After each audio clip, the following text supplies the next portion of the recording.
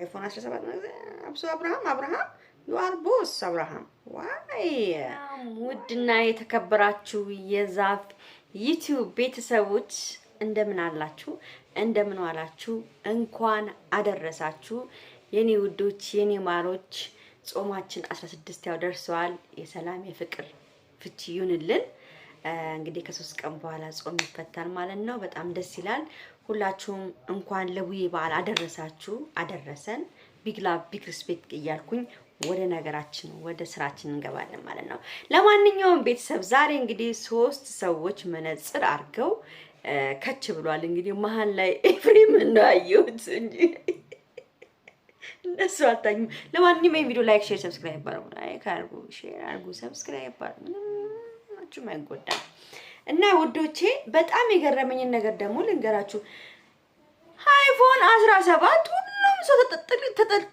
ታዋቂዎች ጠቅላላ ጥቅልቅ ብለውታል እንዴት ነው ግን አብርሃም አልያዘም ሩታ አልያዘችም ሄርሜላ አልያዘችም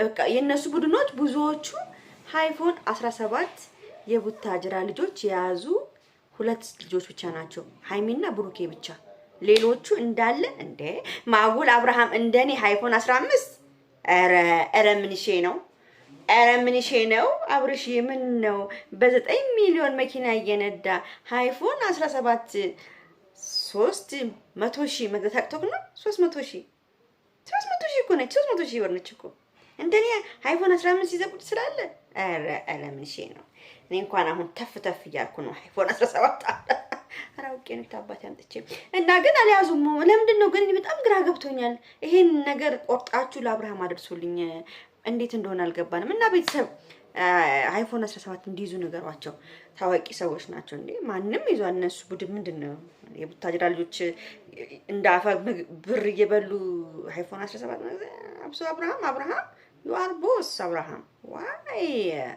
why no አይፎን 17 oh I'm sorry ለማንኛውም ቤተሰብ የነ ሩታና የነ ኤፍሬም ይቅርታ እኔ አይዋጥልኝም የአብርሃም የሩታና የኤፍሬም ይቅርታ የውሸት ይቅርታ ነው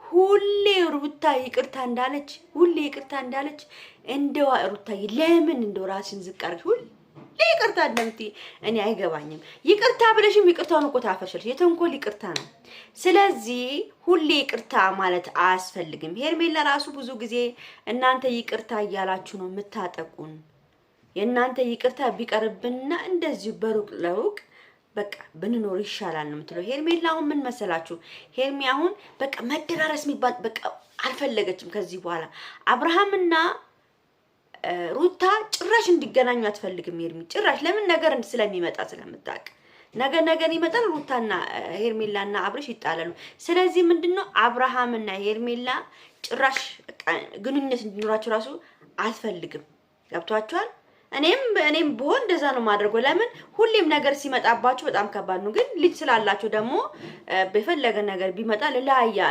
እንደዚህ እንመነጫጭቃችሁ ትሉም ሊላዩ አይችሉ ለምን በልጁ ምክንያት ሊገናኙ ስለሚችሉ ማለት ነው እና ቤተሰብ ይቅርታው ይሄ ሴራ ነው ይቅርታችሁን ምንም አይዋጥልኝም አሁን ሩታ አሁን ብቻቸውን ሲያወሩ ትሮ ነገር የተንኮል ሲሆን ሩታ ምትለው የሆነች ዋጥም ታረጋት ነገር አለች እና የተንኮል ይቅርታ ዋይ ለምን ይቅርታ ትላላችሁ ደግሞ ዛሬ ሁለቱም ሴቶች ያምራሉ ሶስቱም መነጽር አርገው ቁልጭ ያሉ ሄርሚዬ ግን በየጊዜው ነው ጸጉርሽ ነው የምትቀያይሩ ስታይል ድሮ ጸጉራችሁን አትቀይሩም ነበር አሁን ግን ጎበዝ ናችሁ ጸጉራችሁን ትቀይራላችሁ ጎበዝ ናችሁ አዎ እንደዚህ ነው መቀየር አለባችሁ እኛስ ጸጉራችንን ነው ማኔራ እንጠቀም ጸጉራችንን ነው እሺ ማን ቀይሮ ስታይሉም እንደዚህ ዝም ብለን እንተኮሰው ግን እናንተ ያው ጸጉራችሁ አጭር ስለሆነ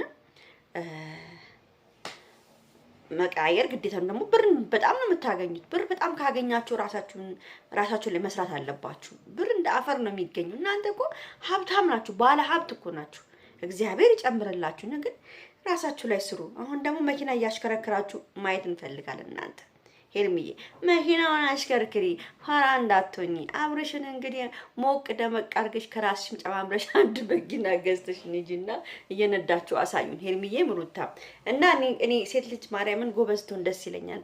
የራሷ የሆነ ነገር ይዛ ስትገኝ ለመሰላችሁ እንደዚህ ሲሰራ ይሄ ታዋቂነት አንድ ቀን ያልፋል፣ ነገ ወይ ተነገ ወዲያ ያልፋል። ይሄ ታዋቂነት በአሁኑ ሰዓት ግን በደንብ አድርገው መያዝ እንዳለባቸው ነው የምነግረው። እኛ ግን ምንድነው ችግራችን መሰላችሁ? ብር ስናገኝ ልብስ፣ ጫማ ምናምን ላይ ነው የምናውለው፣ ዋኔር ላይ፣ ሊፕስቲክ ላይ ምናምን። ያው ሊፕስቲክ መድኃኒዓለምን እኔ 4000 ብር ነው ሊፕስቲክ ገዝቼ የምቀባው። በጣም እኔ በቃ ሊፕስቲክ በጣም ነው የምወደው። ኦቨር ታውቃላችሁ፣ በጣም ነው የምወደው። እኛ ሴቶች እንደዚህ አይነት ነገር ስለምናሳርፍ እነሱ ብዙ እንደዚህ የሚያደርጉም አይመስለኝም። ሳስበው ገንዘብ ስናገኝ እኛ ሴቶች በኋላ ነው የሚታወቀን፣ አሁን አይታወቀንም። ገብቷቸዋል። ስለዚህ ብራቸውን ቢይዙ ጥሩ ይመስለኛል ማለት ነው። እንግዲህ ሩታ ከዚህ በኋላ ይቅርታ ማለትም አያስፈልግም። ለምንድን ነው ይቅርታ የምትይው? በየጊዜው ይቅርታ ለምን? በቃ መራቅ እኮ ነው ከነሱ። ምንድን ነው አሁን እነሱን ይቅርታ አድርግሽ ነው ምን እንድትጠቀሚ ነው? ምን እንዲሉሽ ነው? አብርሃም ምን እንዲል ነው? አብርሃም አንቺን ከፍ ዝቅ ከማድረግ ወደ ኋላ አይልም። ምን እንዲልሽ ነው? ጥሩ መልስ እንዲመልሱልሽ ነው ወይስ መተሽ አንቺ ይቅርታ የምትይው? አብርሃም ለአይኑ ራሱ ማየት እንደው ጠላት ሩታን። በጣም ነው የገረመኝ። እግዚአብሔርን ነው የምላችሁ። በቃ ለምሳሌ አንዳንዴ ብዙ ጊዜ ተንኮል ሲበዛ ነገር ሲበዛባችሁ በቃ ትጠላላችሁ ሰው። እውነቴን ነው የምናገረው። እና ሄርሚዬ ዛሬ የተናገረችው ነገር በጣም ቆንጆ ንግግር ነው የተናገረችው። እውነት ነው።